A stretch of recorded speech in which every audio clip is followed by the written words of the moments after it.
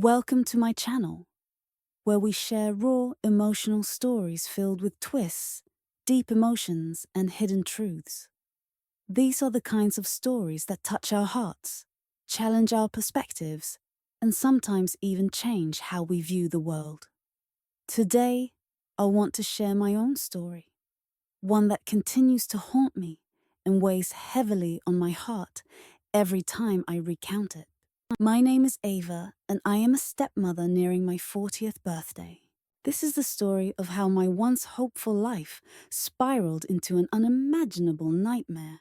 Make sure to subscribe to my channel for more gripping true stories like this one. Don't forget to watch the video until the end and hit the like button to show your support. This story is one you won't want to miss. It began innocently, like any other ordinary day. I was happily married to Thomas, a man I deeply loved.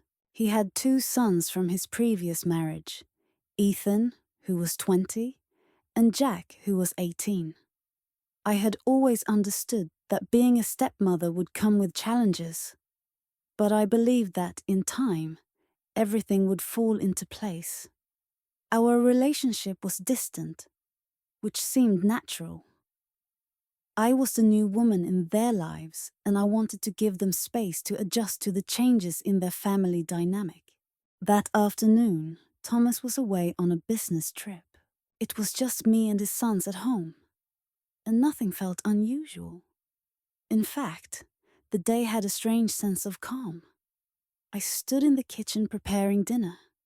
The clinking of knives and the bubbling of stew on the stove creating a soothing background rhythm. The house was quiet, peaceful even, and I found comfort in the stillness. The rich, warm aroma of the stew filled the air as I focused on creating a nice meal for when everyone was home again. Suddenly, hurried footsteps from upstairs shattered the quiet. Before I could turn around, Ethan burst into the kitchen. His face was pale, his eyes wide with panic. "Mom, come up here right now! Jack is about to die!" he exclaimed, his voice frantic with urgency. His words sent a cold shock through me. My heart pounded as I tried to comprehend what was happening. What do you mean? What's wrong with Jack? Did he get hurt? Is he sick?" My mind raced with questions, and my breath quickened as a fear overwhelmed me. Without hesitation, I dropped everything, the knife, the cutting board, and followed Ethan as he bolted up the stairs.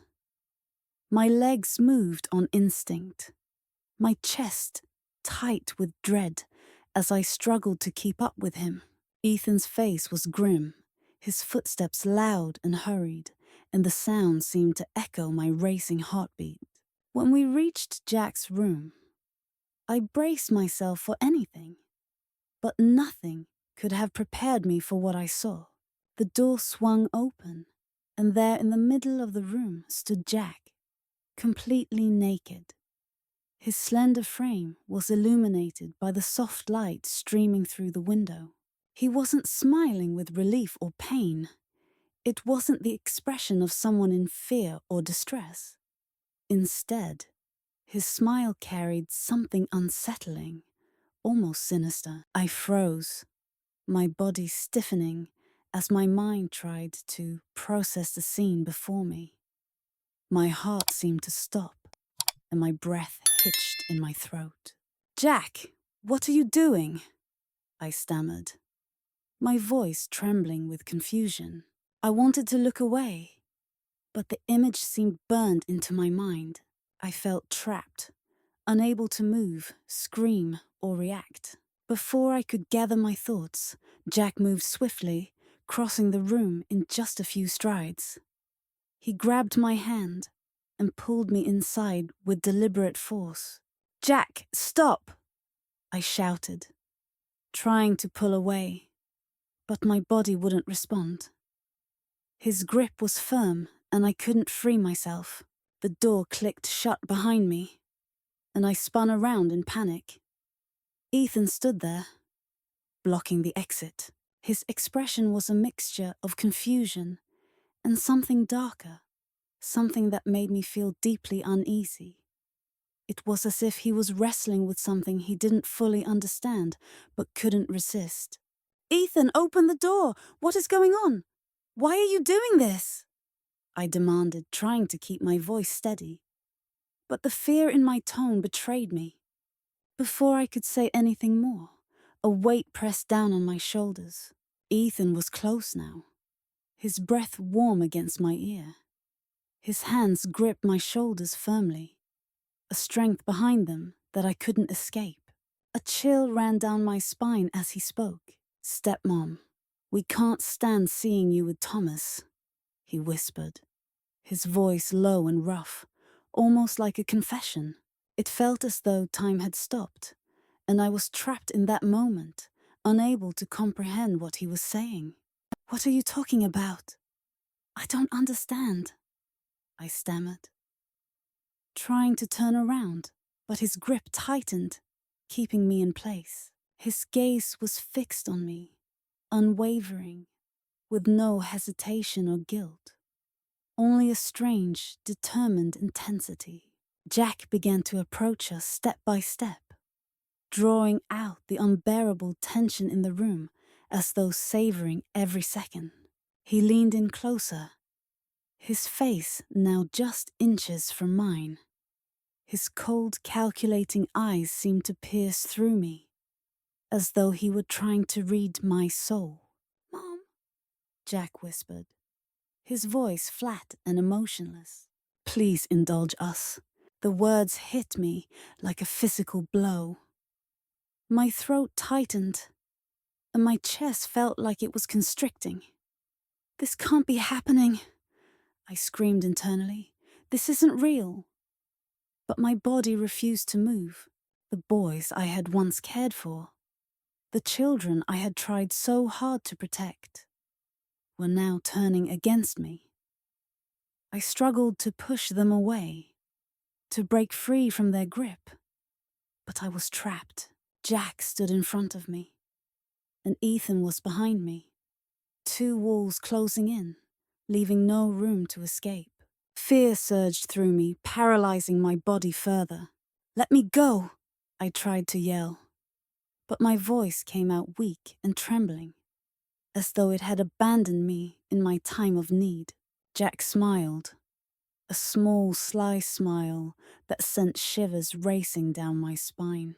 "Mom, don't resist," he said softly, his tone gentle but laced with a chilling authority. "We don't want to hurt you. We just want you to understand how important you are to us." His words hung in the air like a suffocating fog. I couldn't comprehend what was happening or why. This wasn't what I had signed up for when I married Thomas. Never in my worst nightmares did I think things would come to this. Time seemed to stretch endlessly, each second feeling like an eternity. I clung desperately to what little sense of reality I had left, but it was slipping away.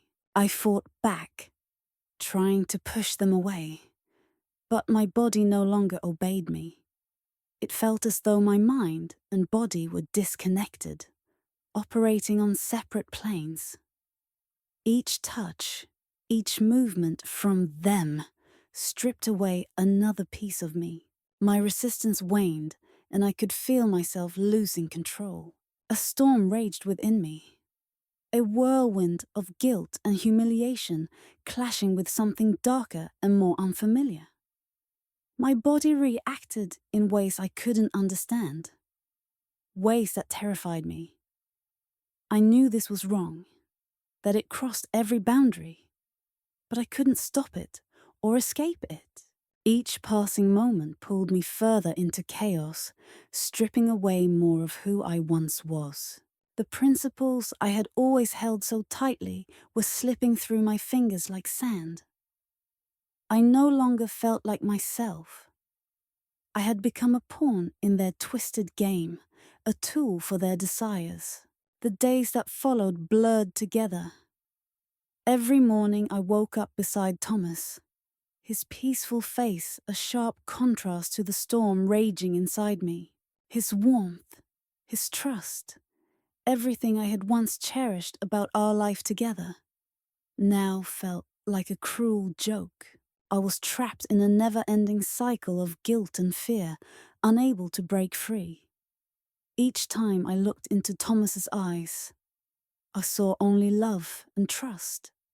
Trusted that I had shattered, but I couldn't bring myself to tell him the truth. The silence between us grew heavier with each passing day. I could no longer meet his gaze without feeling the crushing weight of my deception. My once genuine smile now felt like a mask, concealing the deep shame and fear that had taken root inside me. In the evenings, when Thomas was at work or out with friends, I was left alone with Jack and Ethan. The home that had once been my sanctuary now felt like a prison. Every time I saw them, I felt their eyes on me, watching, waiting for the next moment to strike. Their presence was suffocating, like a shadow that loomed over every corner of the house. They had taken control of my life in ways I couldn't even begin to understand.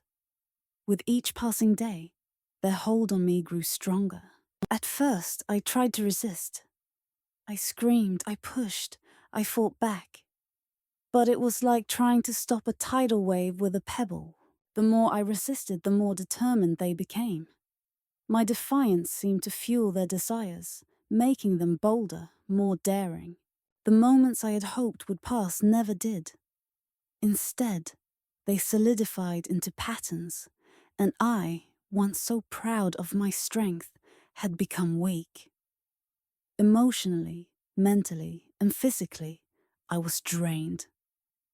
My mind screamed at me to stop, to leave, to run.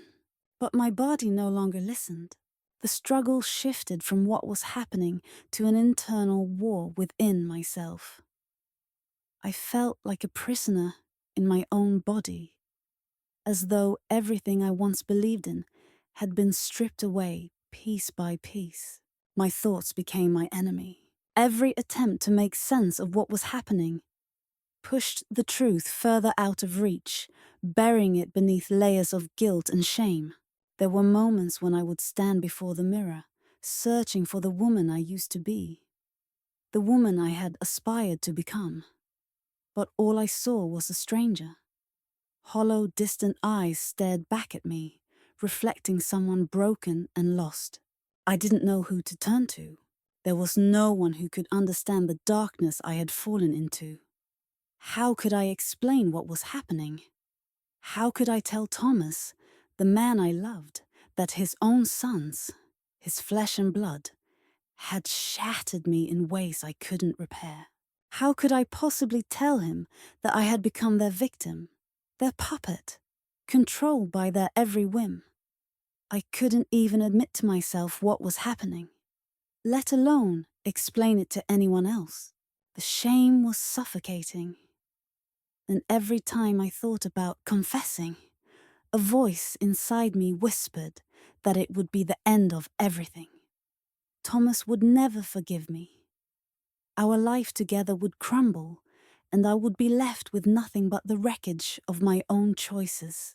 The weight of that possibility left me paralyzed, unable to take any steps forward. Yet, in those moments when the guilt became unbearable, when I was alone in the silence, I would break down. Tears would soak into my pillow as I clutched it tightly, holding on as though it could absorb my pain. I wanted to scream, to cry out, to release the anger and hurt that had built up inside me. But I couldn't. The quiet around me felt louder than ever, and the walls of my mind seemed to close in tighter with every passing day. And so I carried on, trapped by my own silence and guilt. I began to question how much longer I could keep up the facade. How many more days could I lie next to Thomas, pretending that everything was normal while my soul withered inside me? Each night I lay awake beside him, staring at the ceiling, waiting for sleep that never came. When it finally did, I was haunted by nightmares, visions of what had happened and the things I had allowed. Jack and Ethan invaded my dreams, their eyes following me, their voices echoing in my mind. No matter how hard I tried, I couldn't escape them. They had taken root inside me, and there was no way to force them out. I sought solace in my work, in small distractions, in anything that might offer even a brief reprieve. But nothing helped. Nothing could take away the realization that my life was a lie. My marriage, my beliefs, everything I had once held dear, was built on a foundation of deceit. I tried to reason with myself, to tell myself I had no choice, that I had been powerless. But deep down, I knew the truth. I had allowed it to happen. I had been weak. And now I had to face the consequences. But how could I face Thomas? How could I tell him the unimaginable? How could I admit to him that I had betrayed him in the worst way possible? Each time I considered telling him, a voice inside warned me that it was too late. If I confessed, it would destroy everything. There would be no forgiveness, no redemption, only pain and ruin. The thought of losing him, of losing everything we had built, was unbearable. And so, I stayed silent. But I knew I couldn't keep this secret forever. The weight of it was crushing me, and I couldn't go on like this much longer. I had to make a choice. I had to face a truth, no matter how painful it was. But what truth was I really confronting? Was it the truth of what I had allowed to happen, or the truth of what I had become? I didn't know. What I did know was that silence wasn't the solution. Silence would only destroy me further. It would tear apart everything I had ever cared about. If I didn't speak up, if I didn't reclaim control of my life, I would lose myself completely. I want to ask for your help, your advice. Should I tell Thomas everything? Should I come clean and accept whatever consequences come my way? Or should I remain silent and try to live with this burden, hoping time will eventually heal the wounds? Please, if you've read this far, don't judge me. I just want to find relief, some semblance of peace. I can't carry this weight on my own anymore. I need to know that I'm not alone in feeling this lost, this broken, this trapped. From my story, I've learned that silence only leads to more pain. It creates more secrets, more lies, and more suffering. I know now that I should have spoken up sooner, faced the truth head on, no matter how difficult it was. But it's never too late to make things right. I just have to find the strength to do it, and I will. No matter what happens, no matter the consequences, I will find a way to break free from this darkness. I will reclaim my life, my dignity, and my peace. Thank you for reading. Please share your thoughts. Your words could be the ones that help me find a way out. This marks the end of this confession story. If you found it thought-provoking or compelling, please support us by liking, subscribing, and sharing. Your feedback means the world to us, and it gives us the courage to continue sharing more stories, truths, and real-life experiences. Thank you, and goodbye. We'll see you in the next video.